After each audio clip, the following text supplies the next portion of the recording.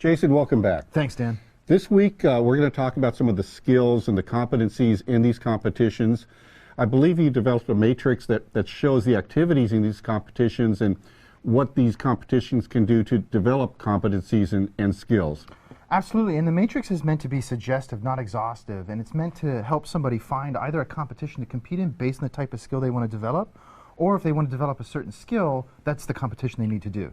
So one of the skills that is popular these days is pen testing, and there are competitions that can help you develop this type of skill, correct? Absolutely. When we look at pen testing as an art form or a skill set, we can decompose that down into procedural knowledge, process knowledge, which requires a strategy type game, and it also requires systems thinking, looking at systems as a whole and how they relate, and that requires simulation.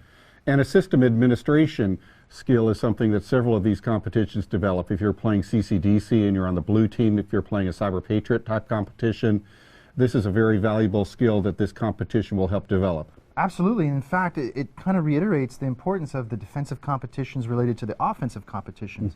Because, for instance, there's overlap between the systems and procedural thinking, but then the defensive competitions add on the puzzle type knowledge. Now, these skills are something that you're not going to develop playing one or two competitions, and if you really want to develop a rich set of skills, you should play a variety of competitions. Is that correct? I think that's the best advice to give anybody that's involved in cybersecurity competitions. Play as many games as you can, as often as you can. Very good. We're going to take a look at an upcoming competition that was recently announced, the MITRE Cyber Challenge 2015 competition. This is a competition that's open to high school and undergraduate college students. I believe the registration is going to start in the next several weeks, and this is a competition that is going to occur over several months. But this is a competition that you've had some experience with.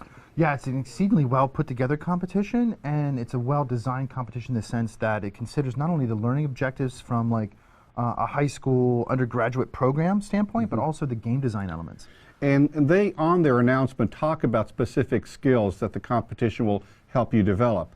Binary exploitation, web exploitation, forensics, cryptography.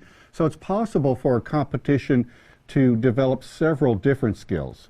Absolutely. If we take forensics as an example, that's a common skill set that appears in lots of different types of competitions, and they have their own competitions that are forensics only, but those typically involve puzzle solving, and puzzle solving is a specific game strategy.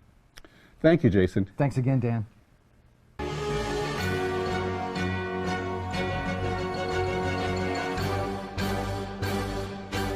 Tomorrow, February 13th, President Obama will give a major cybersecurity address at Stanford University.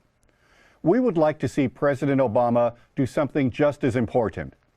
Visit a cybersecurity competition and see how cybersecurity competitions are developing the cybersecurity skills our nation desperately needs. If you have a competition you would like us to cover in a future show, please contact us at cyberfed.org. I'm Dan Manson. See you next week.